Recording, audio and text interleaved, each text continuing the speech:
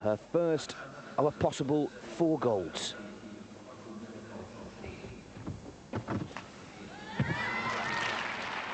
And a bad landing.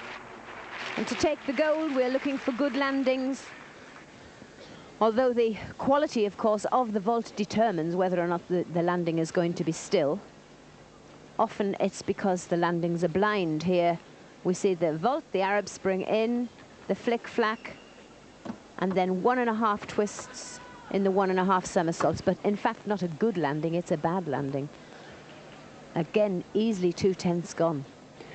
Well, it's a worthy note that 9.812 was good enough to give Gina Gogean the World Championship title in this individual apparatus 3 weeks ago in Brisbane, Australia. But one feels that the standards have already started to improve and get even more difficult and technical.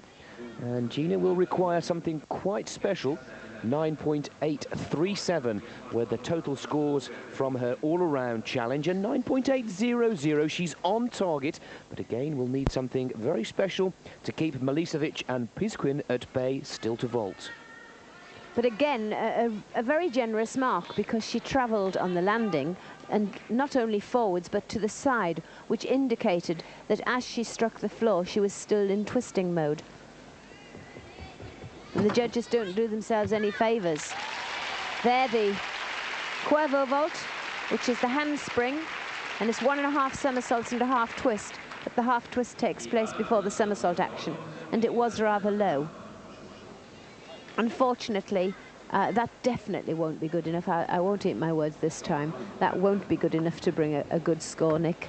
Not a high 9.8. It won't. I won't see anything going into the 9.9s with the result of those 2 vaults.